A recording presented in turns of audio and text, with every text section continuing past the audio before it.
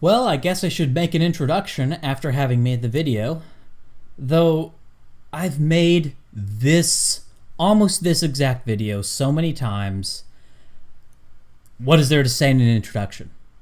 There's nothing Pakman says that I haven't heard before. Most things at least 100 times. That's not hyperbole. Literally 100 times. Even the Taleb stuff at this point has been long refuted.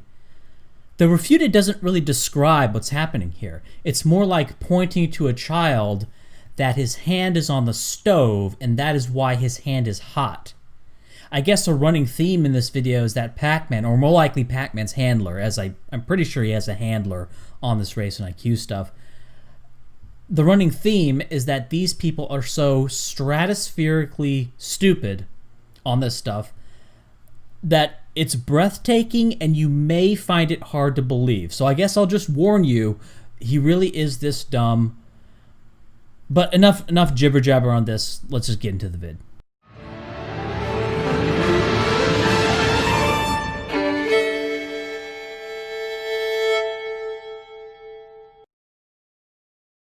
There is no statistically significant correlation between IQ and wealth beyond seriously cognitively limited people.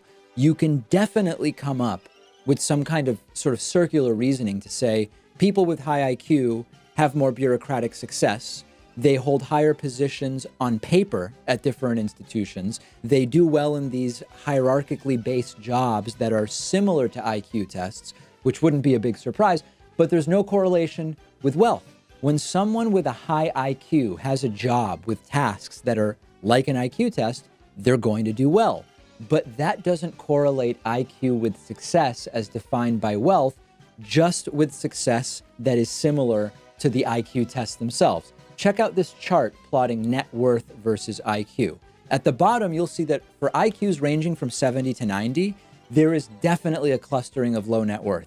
Once you get past the IQ range, 70 to 90, it is a very statistically noisy distribution. Or instead of wealth, you can also look at IQ versus income.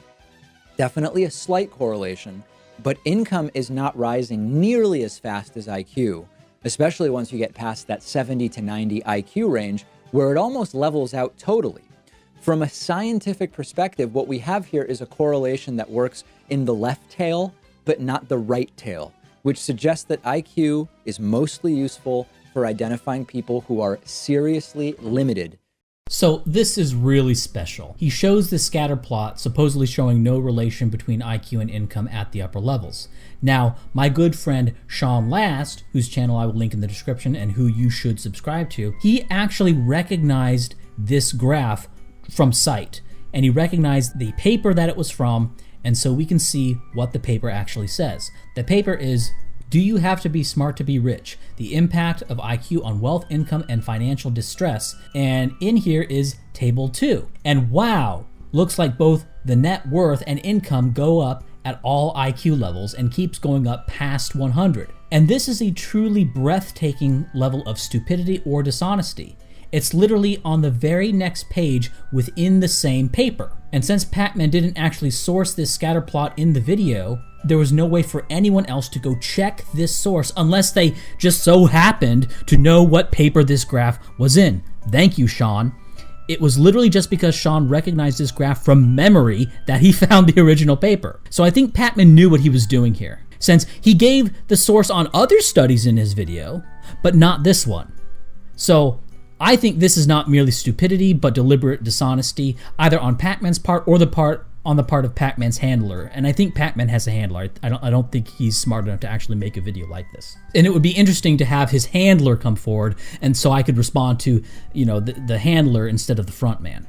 Now, there's lots of other studies that show that higher IQ predicts income in the right tail of the distribution. So even if Pakman were to get away with this one, we'd still have a bunch of studies rebutting that, and we could easily just say case outweighs anyway. It's a very stupid way for Pakman to lie, because there's so many other studies refuting this, but the coup de grace is,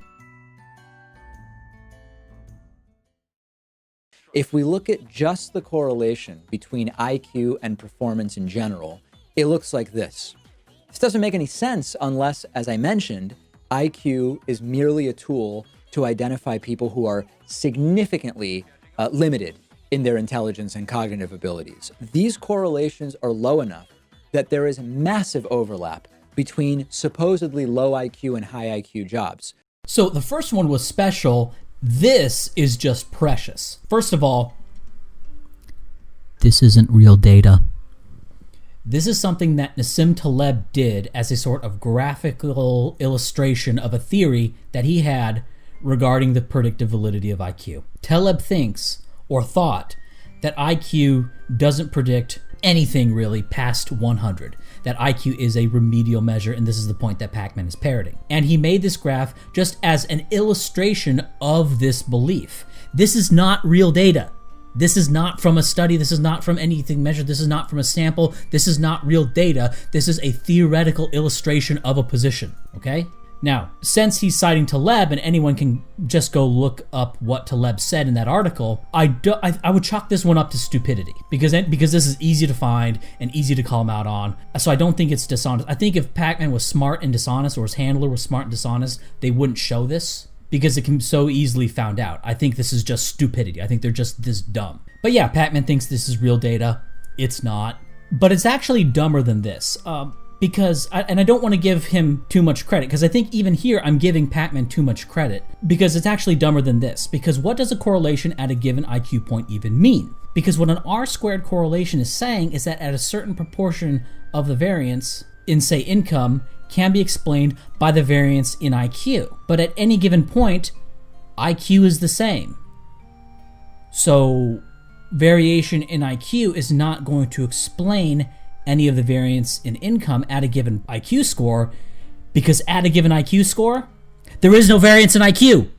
Okay, so this graph that Taleb made here is actually nonsense. Now, if you don't believe my take on this, if you think, don't worry, there are plenty of people with PhDs and all the funny hats and all the credentials saying exactly what I'm saying, so you can believe it. So all you people who only believe things that are said by the funny hats, well, there are plenty of funny hats who said this as well.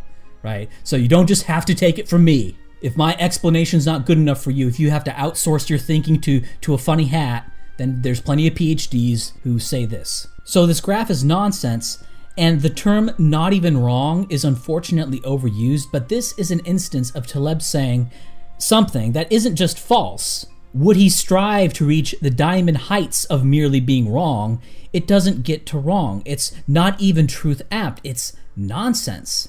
And this is somewhat difficult to convey. I think, I said this before, I think it would be easier if guys like Taleb made more sophisticated errors, because these guys have PhDs, they have titles, they have prestige, and so I think for a lot of people, it's difficult for them to believe that Taleb is in fact this stupid given his credentials and titles and public prominence. But there it is, and it's just in your face, and if you understand how a correlation works in like a stats 101 degree, you know this is nonsense. And it's just, what else can you say?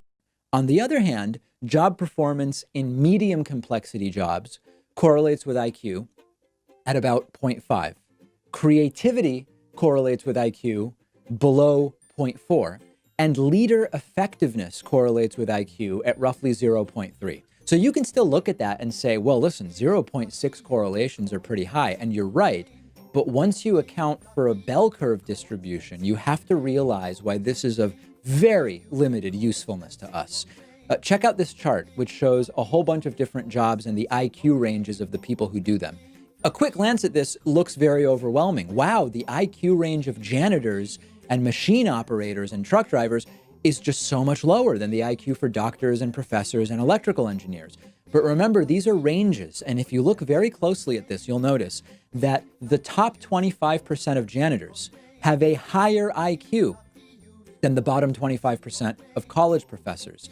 And of course, part of this is circular because medical school requires that you've done well on things like SATs, which correlates with IQ because they're testing very similar things.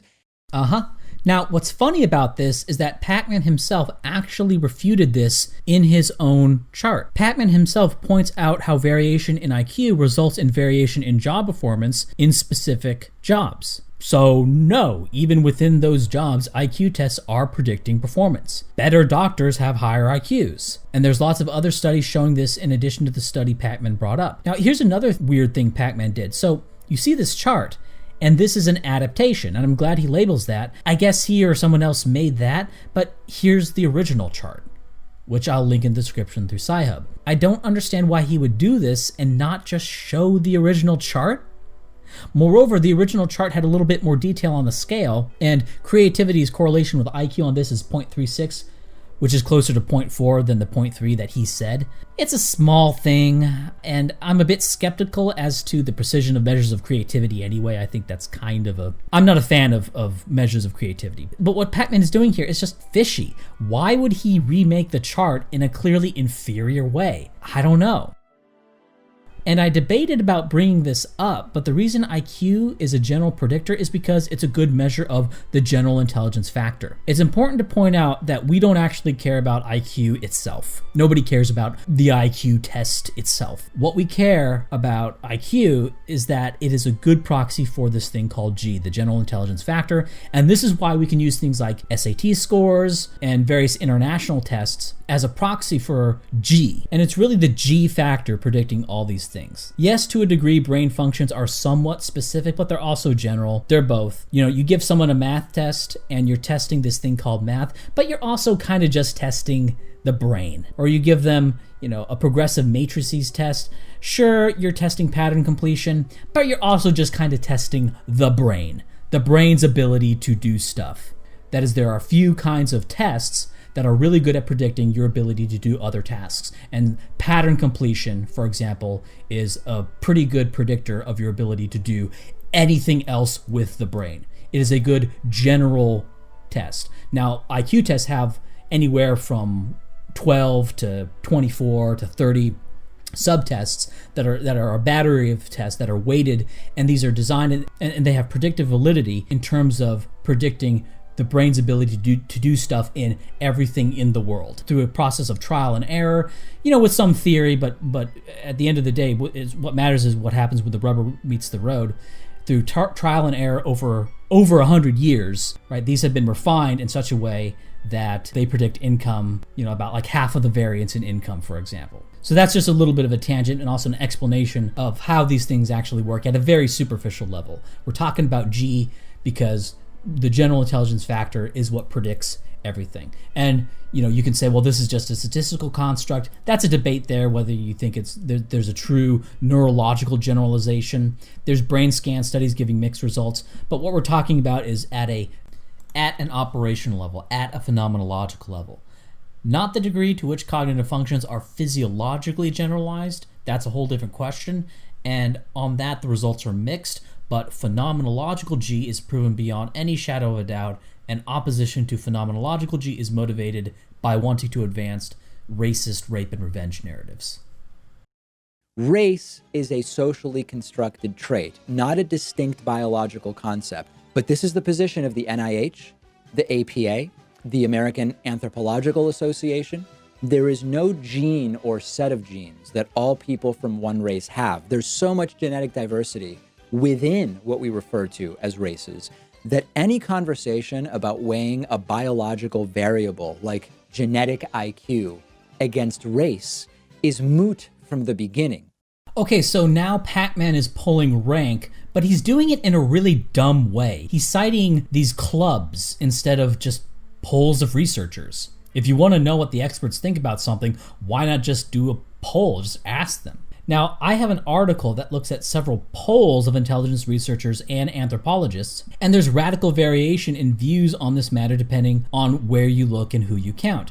Biologists tend to recognize race more than anthropologists, and people in Eastern Europe and in China recognize race more than people from NATO countries. In fact, in China, what it is we call race realism is just it's just science. It doesn't even have a name. It's not debated. It's just race is recognized virtually 100% of the time in China. In Eastern Europe, it's somewhere around 70%, and in the NATO countries, it's about 30%. That's sort of a rule of thumb. Weird countries, United States and Western Europe, about 30%. Eastern Europe, former Soviet Union, about 70% recognized race. China, virtually 100%. That's just a general rule of thumb. As for the organizations that Pakman named and cares about so much, I don't know which anthropologists make up these orgs, who in the org was responsible for even writing the statements he's referring to that deny race.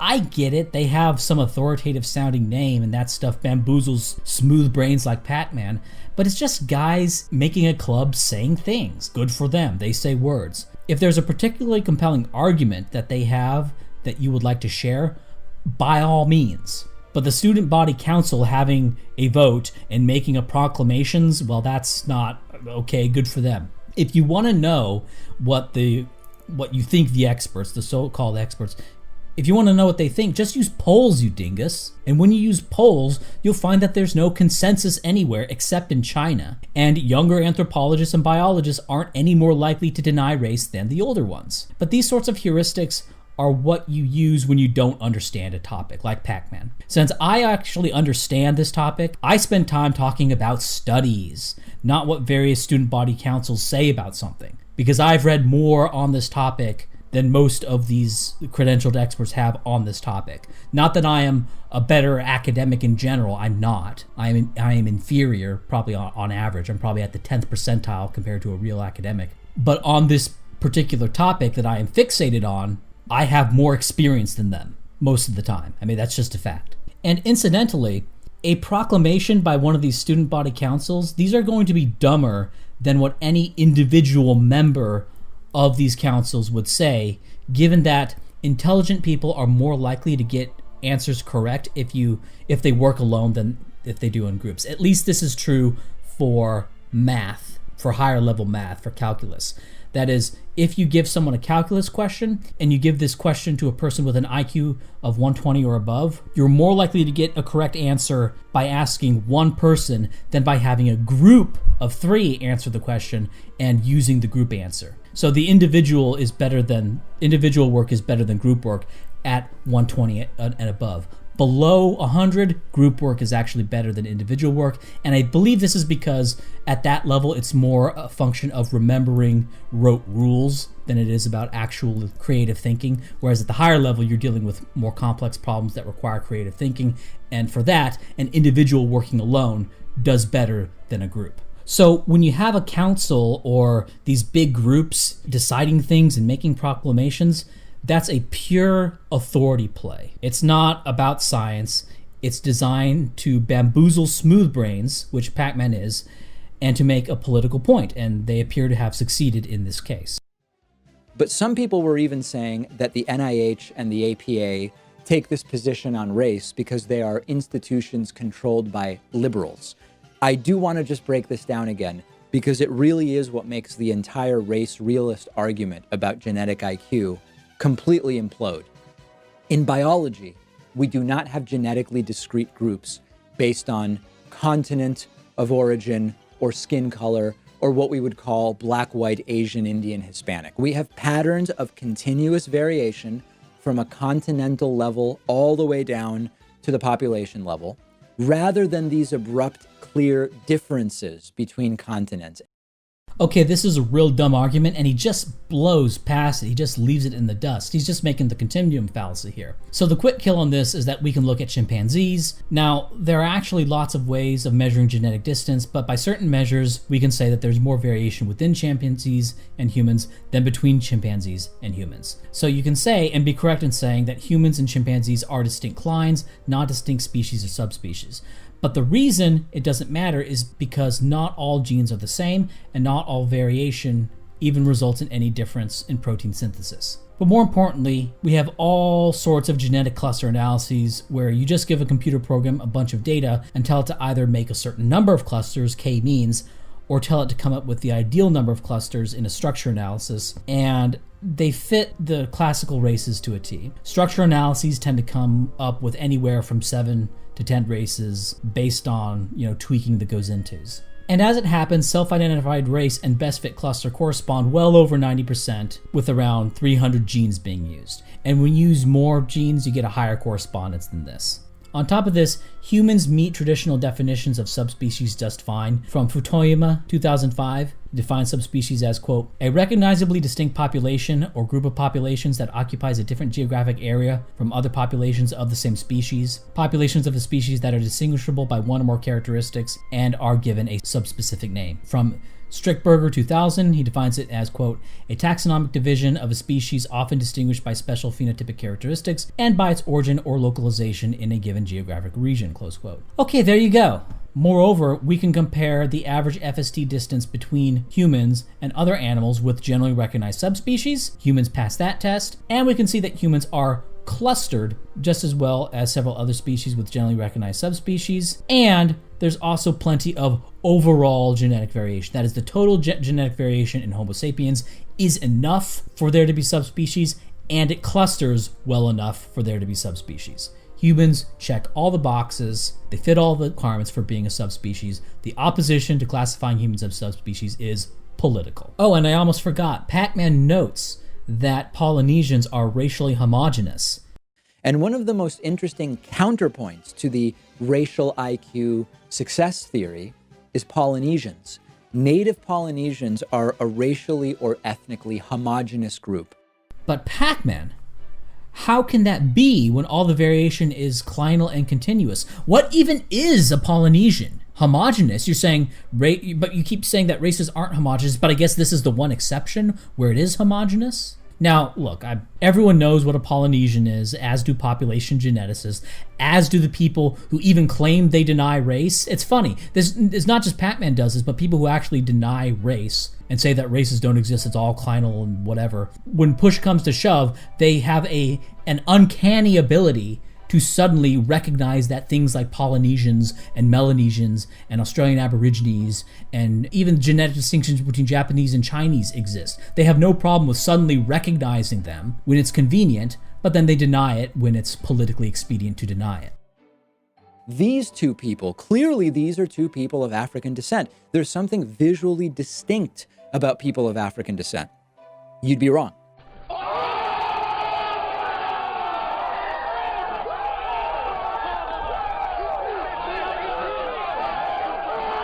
The man on the left is an Aboriginal Australian, and the boy on the right is a Jarawa, an indigenous people of the Andaman Islands in Southeast Asia. We learn nothing about their genetics by looking at them, and your average person from either of these two regions would have very little in common genetically with someone from Africa. Wow, this is a pretty good point. I agree, Pakman. Race is not just skin deep. You know, this is really funny that Pakman does his little grandstanding here, thinks he's making a cute point with this. But I actually saw this and I knew immediately from looking at this that this was an Abo, and the one on the right, I didn't know it was an Andaman, but I knew it wasn't a Bantu or any African group. Of course, there's no way for the viewer to verify that I knew this beforehand, but honest Injuns, I knew that these were not Bantus, Nilots, Khoi, or Pygmy straight away. And these people, they are not visually indistinguishable. Yes, they all have black skin, but when Europeans made first contact with the Melanesians, on first contact, the Europeans who arrived immediately recognized them as being distinct from the Africans. Like, on day one, the European explorers did not conflate these people with Africans. I don't know what point Pakman is trying to make with this. Like, European, like the people who studied race in the past, they never made this error. Oh, and just as an aside, how could you tell this is an Abo and not a Swede, Pakman? How can you tell this is an Andaman and not a Mesoamerican or not a Cherokee? I mean, more variation within them between, then how can you have these hard visual distinctions between them? Or for that, is there less variation within them between for certain superficial traits, but everything else there's more variation within them between? Like, this is all just made up. This is all just ad hoc. These are all just sciencey sounding arguments to try to deny race, but again, when the rubber hits the road, it just goes right out the window, and suddenly you know what an Abo is. This is an example we used in the other video, but I think it's a good one. Sickle cell anemia. There's a misconception that black people get this disease because there's something genetically that black people have in common. Here's a map of the distribution of sickle cell anemia, which is common in the Middle East and India as well, because it develops where malaria is common. It has nothing to do with being black or African and black people sharing DNA. This is an example of Pakman not understanding the debate at all. Sickle cell anemia is a prime example of a racialized trait. He showed it right here. Okay, it's in parts of India too, so what? It's not in Scandinavia, it's not in North America, it's not in Japan. Pakman, this is precisely what we're talking about. And when you say something is not discrete, this is what you mean by not discrete? It looks pretty discrete to me. This is supposed to be a refutation of something, I'm not sure what, but it's actually a prime example of a trait, not one we particularly care about, but it's a prime example of a trait unevenly distributed between the races. And we know that this isn't the case when we're talking about races. Research has shown us that the IQ differences we see between races is no greater than the IQ differences we observe between children raised in different environments. Okay, I'm not exactly sure what he's doing here. If he's just looking at correlational studies, well then it's just a chicken and egg question. Sure, you can correlate lower incomes with lower IQs. It's so cringy to have to say this, but okay, correlation is not causation, Pakman. I hate saying that because it's so obvious and it's such a basic thing, but I feel like it got just a little bit dumber by saying that. I feel like it just dunked into like the dumb tank to have to say that. Correlation is not causation. God.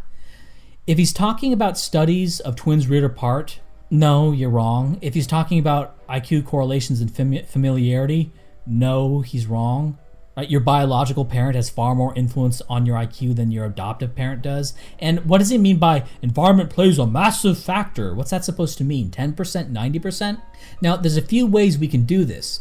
We can continue kind of this confrontational mode and endless resistance mode that Pakman is in, or just shift into let me just explain the world to you mode. And right now, I'm moving out of arguing with idiots mode into just explaining the world mode. So here I go. The general heritability of IQ for adults in the Western world is generally recognized to be around 80%, and the heritability is higher on G-loaded tests. So the heritability of the general intelligence factor is going to be around 90%. There are multiple lines of evidence for this. You have twin studies, you have subtest heritability analysis, you have regression toward the mean, and you have longitudinal analysis. There's also some molecular genetic stuff coming online, but that's not going to be ready, at least not publicly, until around September. There's stuff coming down the pike on that on the molecular genetics front. What we care about is the G factor, not IQ per se, which is why we can use things like the SAT as a proxy for G. Now, let's talk about African Americans. The IQs of African Americans are around 85. They still are.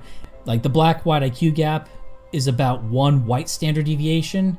Now, the general heritability of IQ in adults in the West is around 0.8. Just IQ for now, not talking about G. The general heritability for IQ in adults aged 24 and older is around 0.8. The lower numbers are from poor countries, not OECD, not NATO countries, which have more environmental variance, and they're in little children where genes aren't fully expressed. Heritability of IQ and all mental traits increases with age for the same reason your hair gets darker with age. Gene amplification with age. Okay, this is true. We're not having a debate about this. This is true. Just okay.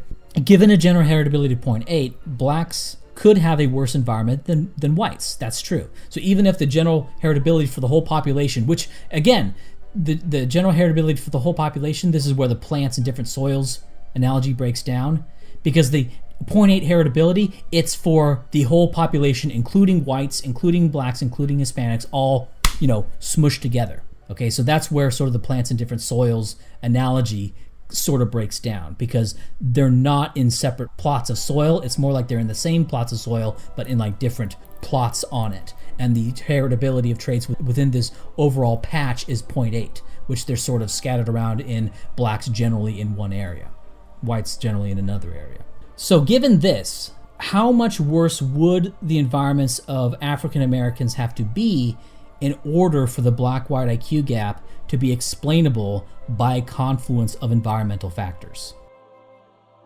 There's actually a simple mathematical answer for this, and the answer is about 2.236 standard deviations, which would mean that the average black environment is at the 1.267th percentile of white environments. That is, the typical black person would have to have an environment worse than 98.73% of all white people. Now, we can look at income as a rather crude indicator of environment. The median income of blacks in the US in 2017 was $40,258. The median income of whites in the US in 2017 was $68,145. Blacks are roughly around the 31st percentile of white income. So if we take income as a rough proxy for environment, blacks would be on average at the 31st percentile of white environments. And as it happens, blacks being at the 31st percentile of white environments, having a standard deviation IQ gap which puts them at the 15.9th percentile of white IQ, and a general heritability of IQ overall of 80%, this number just so happens to imply that the black-white IQ gap is 80% heritable, in line with the general heritability of IQ. This is what you would expect if the structure of environmental effects in the black population were identical to the structure of environmental effects of the white population, which is what I contend. Not that blacks don't have worse environments overall, they do, but that it tracks income, i.e. at any given income level, blacks and whites have the same environments, i.e. there are no environmental disadvantages particular to blacks that they face over and above whatever disadvantages are associated with just having a lower income. And a recommended viewing on this topic is a video I did called Why 80%, where I show this by looking at longitudinal data, which shows that the black-white IQ gap increases with age as the general heritability of IQ increases with age, in such a way as to imply that the adult gap is about 80% heritable. And I show, based on subtest analysis, that the more heritable subtests of IQ tests have higher racial gaps in such a way as to imply an 80% heritability. That the more heritable subtests have higher racial gaps, the subtests that are more a function of environment have smaller racial gaps, and the degree to which this is true implies a heritability of the overall racial IQ gaps of 80%. So we have multiple lines of evidence all pointing to the same conclusion of an 80% heritability of the black-white IQ gap and other racial gaps as well. There's less evidence on that, but those also point to 80%. Basically, between group gaps track within the whole entire population heritability. And keep in mind that the real income of blacks in the US is higher than several European countries. And to the extent that environment roughly tracks income, black people probably don't suffer from bad environments. Their incomes are about the same as that of French people. Another thing to keep in mind is that environment, quote unquote, is not all it's cracked up to be. We can actually talk about the heritability of environment, and there's studies that look at the heritability of environment, because environment is largely a choice. For example, nutrition. What is the heritability of eating nutritious foods? What is the heritability of reading? What is the heritability of doing things like playing a musical instrument that raises your IQ a little bit? In addition, even the environment that's given to you by your parents and your peers, well, those tend to be people who are genetically similar to you. So environment is strongly genetically correlated, if not outright a creation by you yourself. So even the part of general heritability and the racial IQ gaps that are attributable to environment, don't get too excited about that. Environment doesn't mean what you think it means. Environment is not totally external to the person. So that's just explaining how this actually is and how this actually works. This part of the video, I'm not in debate mode. I'm not going to entertain objections to this because I'm just explaining things, just a very basic explanation of how this sort of works. Don't post dumb objections to this part of the video. This is true. Now I'm going to go back to trying to argue with a kindergartner. To confirm that that's the case, you would need 1, specific identifiable genes that consistently cause people to have higher IQs.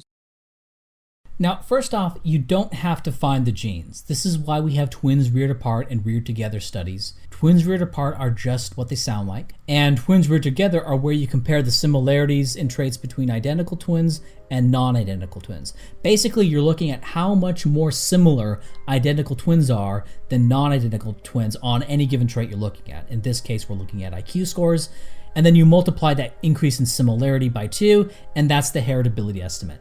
Roughly. There's some things where it's not exactly that, but that's basically what's going on. So it's quite simple. and it's validated in terms of being able to predict the traits of an offspring from two parents whose traits are known, i.e. the results from twins reared together study. These results are predictive, not just retrodictive. But this is also stupid because Pakman doesn't think you have to find the genes when coming up with general heritability estimates. But as soon as we're looking at between group heritability estimates, then suddenly you have to know what every gene does. And this is such a stupid and obvious oversight. Like when Pakman straight up says that we know about the general heritability, well, that's done without reference to specific genes. But then he just is this bizarre random 180 where he says, oh, but when talking about group differences, the thing he cares about with races, now you have to find every specific gene and you have to dot every I and cross every T. Like, how do you do that? And he says it literally in the same slide. We can find the heritability without reference to genes, but group differences, for those you must find the genes. I mean, it's surreal how Pakman can make these contradictory statements in the same sentence and still believe them. Now, what's actually happening here is Pakman is just sort of being bamboozled by charlatans. Because it's like mainstream, above board, politically correct to say, at least for now, it's still politically correct to say, that the general heritability of IQ is rather high. Some will say 0.5, some will say 0.8, but it's recognized that that's an okay thing for you to say. That is a politically allowable thing for you to say. Group differences in IQ is less politically allowable. It's not totally verboten, and a lot of that just has to do with the profound strength of the research. I mean, there's a lot of people who want it to be verboten, but the research is just so overwhelmingly one-sided that they can't really get away with it. So it's sort of a kind of edge case as to whether or not it's forbidden for you to say that evolution didn't stop at the neck and that, humans, like every other species, is going to differentiate based on the region they evolved in. So what's actually happening is Pakman is literally just going along with like PC allowable thought. That's the only guide rail he has, right? So this double standard in saying you have to find the genes when talking about group differences in heritability, but you don't have to find the genes when talking about general heritability, that is nothing more than a function of his, skating along the politically correct guide rails. Because or genetic differences between groups, that is something that is politically sketchy and it's quote unquote on the right, according to him. And so for that, he then just throws out a whole bunch of criticisms. Whatever criticism he can find, whatever criticism is fed to him, he just parrots. But when he's looking at general heritability, now he's in sort of politically safe territory, and then he just says what is, mainstream science on that. Okay, that's all this is. It's just a politically expediential, circumstantial thing that he's doing. It has nothing to do with any consistency or any reasoning or logic. And it's so transparent and it's so silly because when most people do this, it's spaced apart. Like when Nisbet does this, it'll be spaced apart by like 200 pages in a book.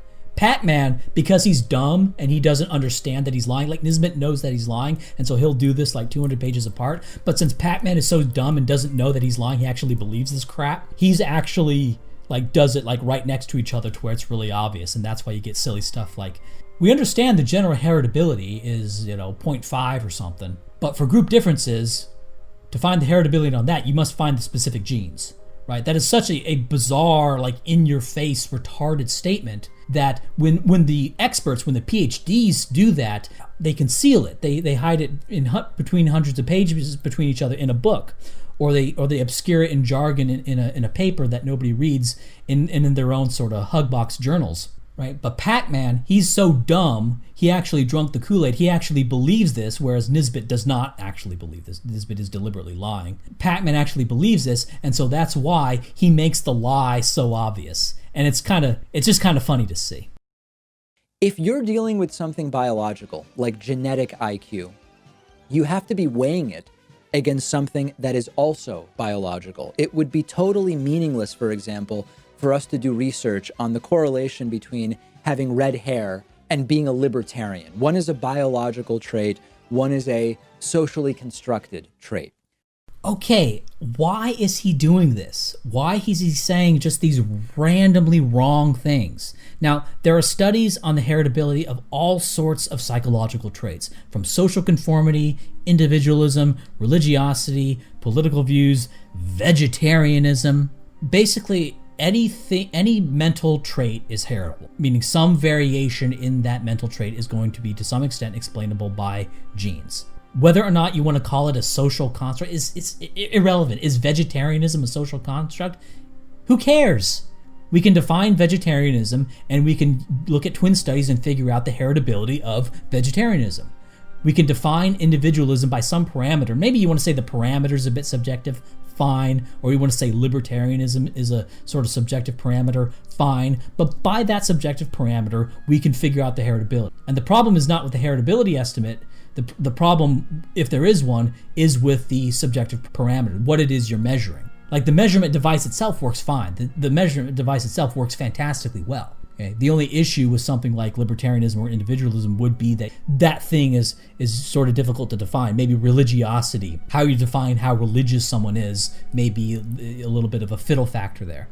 Now, for political views, it's just like this. It's just the heritability of political views works just like the heritability of social conformity, individualism, religiosity. And in fact, for the heritability of political views, it's a little bit better because we have more objective criteria for what constitutes an index of political views. And for studies on that, it runs around 0.4 heritability in the West. However, there are some issues like immigration that have higher heritabilities than that. On top of that, different regions have differences not only in individualism and social sensitivity, but there are particular genes that explain anywhere from 20 to 40% of the variance in individualism and social sensitivity. And these are just the effects of single genes that have been found, which is to say, no, political views are in fact highly heritable. They vary by population, genetically, in precisely the way we would expect. So redheads, I mean, you could pretend to be stupid. Like redheads are probably more likely to be libertarian for genetic reasons. Now look, this is where you can pretend to be stupid about this. I haven't seen a study particular to redheads, to gingers, but Northern and Western Europeans are more individualistic. And we know of some genetic correlates for that. And we also know that the further toward the center of Eurasia you get, the greater the genetic correlates with collective attitudes tend to be. We also know that the general heritability of political views in the West, at least, is around 0.4. So it's probably similar to that elsewhere in the world. Maybe it's a little bit lower in other parts of the world where there's more environmental variation, or maybe less. Maybe there's more political conformity in Asia than in Europe. I don't know. But there's no reason to just assume, as Pakman does, that there's no genetic correlation there, or that there's no genetic difference there. It's just weird. And look, the brain is a physical organ. It's influenced by genes. Everything the brain does is going to be genetically influenced. Period. That's the simplest way to explain it. What defines the structure of your brain, the basic fundamental structure of your brain, are your genes. Now, nutrition, infant environment, those stuff matter too, not as much as you might think. And people tend to overstate environmental explanations simply by doing the sort of correlation equals causation stuff, right? They'll point to certain things that correlate with having low IQs and assume it's causal. That's where you get these stratospheric environmental estimates, because what people are doing is they're just running a whole bunch of correlations. They're saying, hey, if you control for, playing the lottery, explains 60% of differences in IQ because people with lower IQs play the lottery. So playing the lottery lowers your IQ, right? It's not that transparently stupid, but it's kind of like that. It's kind of like, for example, reading to your children. Like they look at the correlation because smarter people tend to read to their children. And people think, oh, because smarter people read to their children, that's causing their children to have higher IQs. It doesn't. It has basically no effect, right? But anyway, so that's this weird, unnecessary thing Pakman is saying, well, political views have no genetic component to them. Well, individualism and collectivism do, and we actually know of specific genes, and we have heritability estimates for political views that work the same way as the heritability estimates for IQ that Pakman accepts. It's just dumb. Anyway, links in the description for this. I have an article I wrote explaining this, as well as available as some of the studies I cited. Also, within the article itself, there's inline citations to all the studies that I use. Read the article. I write good articles. I write the best articles. But no, if you read my articles, you're gonna find I stick very closely to the research. I don't have flights of fancy, having ridiculous extrapolations beyond what the data itself is saying. So my articles are good. They're not dangerous. They're not racist. Okay, they're very straightforward and they're very well sourced. So go to the website and read the article. There is no gene or set of genes that all people from one race have. There's so much genetic diversity within what we refer to as races that any conversation about weighing a biological variable like genetic IQ against race is moot from the beginning. Okay, so I'm going to respond to this in two ways, and both responses to this are sufficient to rebut. First, he says that you have to have discrete races in order to have IQ differences between them. Well, first off, we do have discrete races. As stated previously, humans check all the boxes for subspecies. They have enough general heterozygosity. It clusters well enough. It's distinguishable on a practical level, right? So we have it there. That's done. That's all you need. You don't have to have these ridiculous, goofy standards. FST of 0.25, that's just made up. Okay, there's plenty of animals that don't have these numbers that we recognize subspecies. Humans have subspecies, done. Okay, but I'm not satisfied with just saying that because this is a bullshit standard. Look, you can have two groups of people and they can be divided on the basis of religion, on political party, on what kind of shoes they wear, which way they part their hair, whether they're an innie or outie belly button. And so there you have it. You have two groups. And those groups divided by anything, any criteria you want to divide them on. These groups can differ in the frequency of any number of genes, including genes that influence any manner of cognitive traits. For example, it could be the case that a single gene, that an allele frequency difference at a single gene location is responsible for all differences in intelligence. That is theoretically possible. That's not what's actually the case, but that's theoretically possible to be the case. And you could have two groups that are almost identical except one has dimples and the other doesn't have dimples on their cheeks. And the dimpled people have one higher IQ point because of a slight genetic variation at this location. And that can be true. And this can be true whether or not the dimpled are classified as a separate race, or whether the innie or outie belly button people are classified as a separate race. In other words, to put it, here's a way to phrase it that's kind of tongue-in-cheek. You don't need to have biological races in order to have biological race differences. Like, you can have systematic differences in the genome between any two groups, whether you want to call them separate races or not. That's like, and so that's kind of funny. So when we talk about race and intelligence, the actual, true, quote unquote, to the extent anything in taxonomy is true, whether or not you have quote unquote true races is irrelevant. Because if you have genetic differences between two groups, inferred either through molecular genetic data or through things like twin studies or subtest and factor analysis, which I'm not going to get into here. I'm sorry. If you can infer genetic differences, then those genetic differences are there, whether the two groups you're comparing meet some, arbitrary standard for race or not, right? So the existence of true biological race is kind of a sideshow. Right? And for all the talk about it, and I do talk about it, and make a point to meet them on their terms and say, no, humans meet all the standards. Shut up. You don't know what you're talking about. But also, your standards are bogus anyway. These standards don't even need to be met in order to talk about what we're talking about, which are sociologically relevant implications of genetic differences between groups. Okay? Let's say blacks and whites in the US actually didn't look different and that was actually just sort of a conditioning. They don't actually look different. They actually look identical or whatever. Let's just say that were the case. And that there actually were like almost no genetic variations between them, except for a few differences in parts of the genome that code for intelligence, that code for things that are relevant to, cognitive functions. There you go, right? You have your groups, you have the blacks and the whites, and you draw circles around them. Whether they are truly separate races or not is irrelevant to the question of, do they have differences in, I guess we could say, genetic propensity to, Pakman says IQ, but really genetic propensity to the G factor. So the standard is dumb, is what I'm saying. You don't need to have biological races in order to have biological differences between the groups that we are calling races.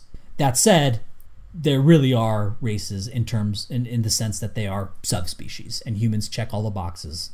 Done.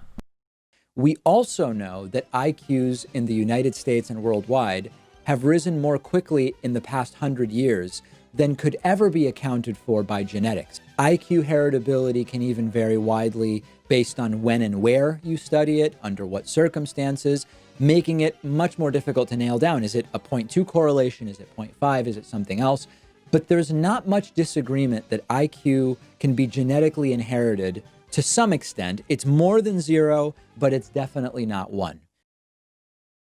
Okay, so Pakman just mangles heritability so badly that the quickest way to respond would be to just say Pakman is wrong about what heritability means, and let me just tell you what heritability actually means. Heritability is about variance. Take a cow. What percentage of the cow is genetic? What percent of the cow is a product of his environment? It's a meaningless question. All organisms are genes expressed in an environment. It's not a certain percentage, one or the other. So when Pakman says IQ is somewhat genetically inherited or whatever, that is a literally nonsense statement. It doesn't mean anything. It can't mean anything. What we can talk about is variance. We can, in principle, look at 2 cows, take a parameter, say the weight of the cow, and come up with an estimate for how much of the variation in weight is a result of variation in genes. That is heritability. It is the variation in a given trait, so height, weight, IQ score, religiosity, that is explainable by variation in genes. What proportion of the differences in people in a trait are a result of genetic differences? That's heritability. Now, something like height and weight are straightforward to measure. Something like religiosity is more difficult to measure because you have to ask questions or maybe look at some behavior that you think are indicative of religiosity and then weigh these in some sort of an index. This is called operationalization. Like if someone wanted to measure the heritability of being funny, you would come up with some test of how funny someone was, maybe give them a situation, ask them to make jokes about it, and see how the audience responds. And the audience responses would be a measure of the funniness of the person, and you'd want to use multiple crowds or something like that. Now with IQ, it's straightforward. That's just a score on an IQ test. Done. As far as IQ is concerned. The heritability of IQ is as easy to measure as the heritability of weight. A little bit, not quite as easy because they have to sit down and do the tests, but it's just as objective as the heritability of weight. And IQ fluctuates about as much as weight does on average, though obviously weight has much more potential fluctuation. You can't double your IQ as an adult, but you can double your weight. The range of fluctuation for weight is higher than IQ, even though the practical day-to-day fluctuation of IQ is, if anything, greater than practical fluctuation of weight. Whether or not you got enough sleep can affect your IQ by, 3 or 4 points, whereas it's unlikely for your weight to shift 3 or 4 pounds in the same period of time. But the point is, both are highly heritable, and they both have purely objective measures. But G is what we care about, not IQ. And like the test for religiosity, you have a test and a score on that test, and that's objective. Just like the IQ test is objective. But what you really care about is not the score on the religiosity test, but the underlying religiosity that score represents. With IQ tests, we don't care about the objective score on the IQ test, except insofar that it's a good measure of an underlying general intelligence. Okay, back to dummy Pakman. Pakman brings up the Tuddenham effect, which he erroneously calls the Flynn effect, which is that raw scores on IQ tests in the past rose as environment improved over a period of time. They're not rising now. They're going down now because environmental improvements have been exhausted as far as we know, and the fact that fertility is inversely correlated with intelligence is starting to suppress the raw IQ scores. Now, I say raw IQ scores, that's not the same as the standard score that you see.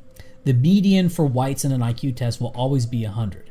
IQ tests are normed in such a way that the white average, median, and mode, the peak of the bell curve, is set to 100 by construction. And that's fine, so long as you know what you're doing. Because if IQ tests were invented today, obviously they would never do something as racialized as this.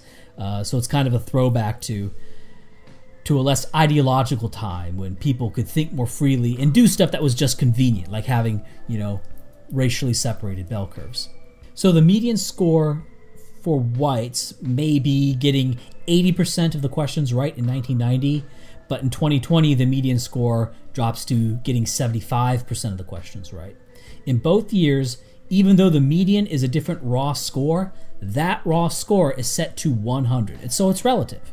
This is also why the general rise in IQ scores that occurred in the past didn't close any racial gaps, because an IQ score is actually a rank order score. And so environmental improvements helped the lower classes more than it helped the upper classes, because everyone got some environmental improvements. And the raw score gap closed between the upper and lower classes, but nobody leapfrogged anyone else between any two positions.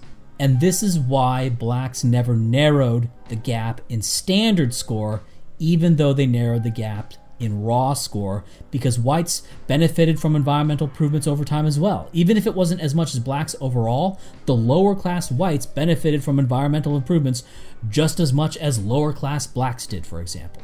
And so everyone is moving up. And so while there's a compression between the classes in raw score, there's no overlap, because everyone is moving up a little bit. It's just the upper classes are moving up a little bit more, but it's not enough to overtake anyone ahead of them, right? It's kind of like, it's kind of like the extension and compression of an accordion. When you compress an accordion, yeah, the little ridges get closer together, or you stretch it out, they get further apart, but there's no overlap. The rank order remains the same no matter how much you stretch or compress. And that's what's kind of happening with the Tuddenham effect or Flynn effect.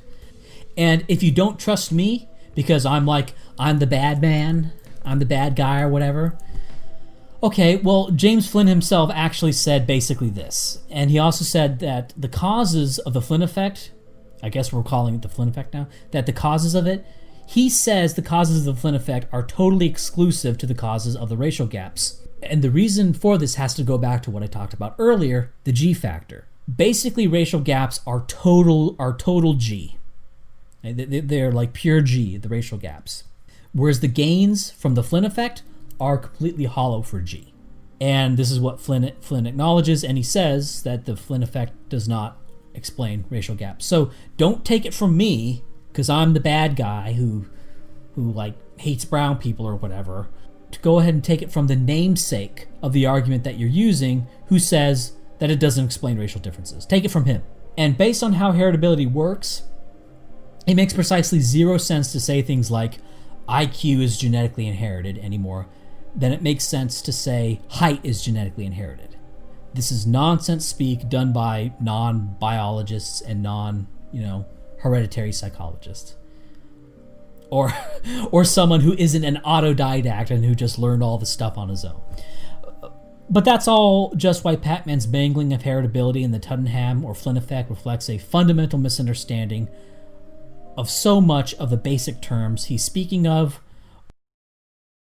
So yeah, the people who peddle the race realist stuff about IQ are usually the same people who have this mantra about how important IQ is and how fatalistic and linked to success it is, which makes sense because IQ tests being relevant or useful to begin with is a necessary premise for everything else that follows in these hypotheses. They will say IQ tests are an authoritative measure of intelligence, and it's the most accurate measure of intelligence and of human potential.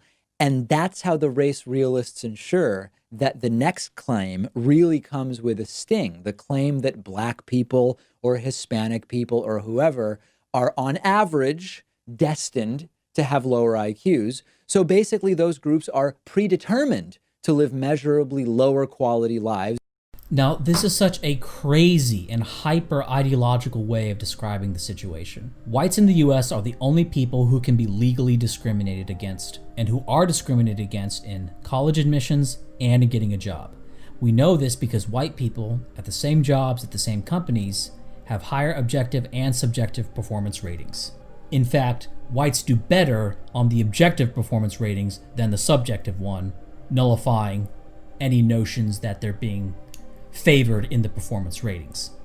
What this means is that employers are hiring less capable blacks at any given position than whites, And this is going to be true with Hispanics as well, given that all this stems from a racism against the European diaspora. At the UC system in California, for example, they have something called the Holistic Index, where they take circumstantial factors into letting someone in on top of their resume otherwise. And this is supposed to be divorced from race. However, a Freedom of Information Act revealed that this wasn't enough, because the UC system, through this index, they ended up accepting just a bunch of whites and Asians who theoretically had poor circumstances according to the Holistic Index. They were accepting basically no blacks got in, even with the Holistic Index scores. The UC system thus had to engage in pure racial discrimination over and above any circumstantial disadvantage. Keep in mind, this did not happen in the Jim Crow South. Blacks who attended universities in the Jim Crow South had lower performances than the whites who did, both in terms of their entrance credentials and in terms of their performance while at the universities, which means less capable blacks were being accepted to Southern universities than the whites were, even in the Jim Crow South. Affirmative action favoring blacks in the Jim Crow South. And that's just one thing. That's just one little red sliver of a pill.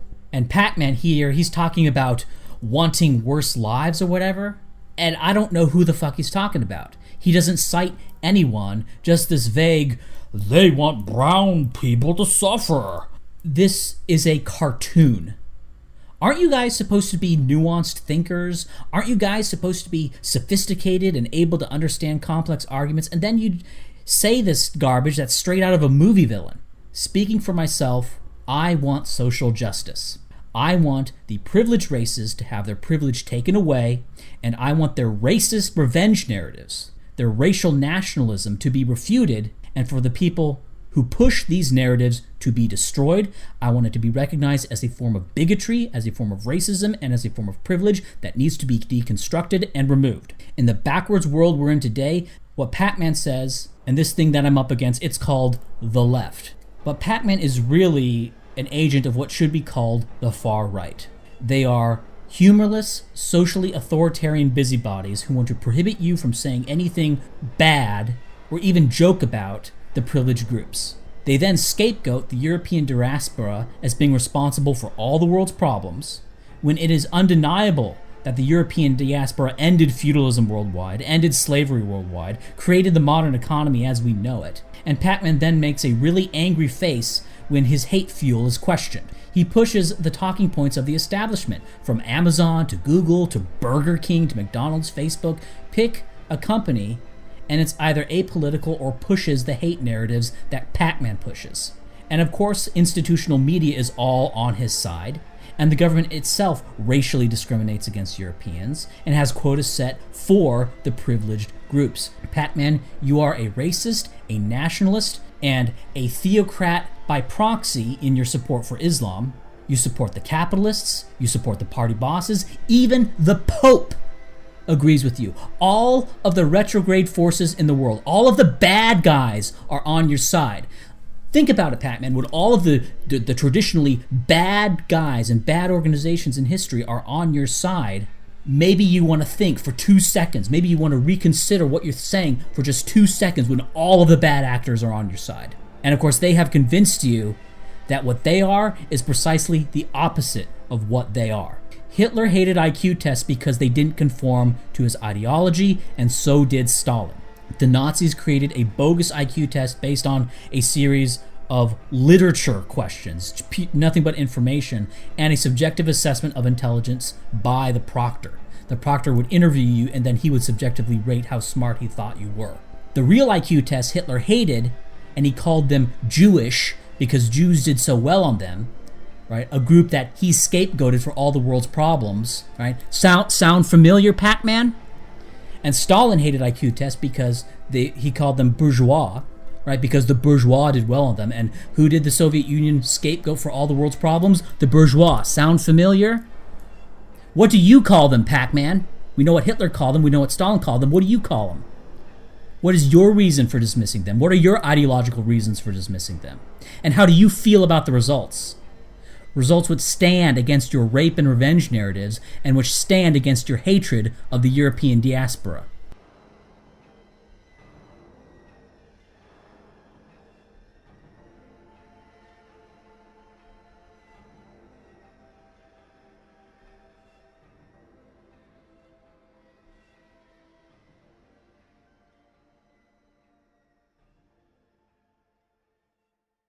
And that's just that. It might be sad, we might not like it, but it's the truth.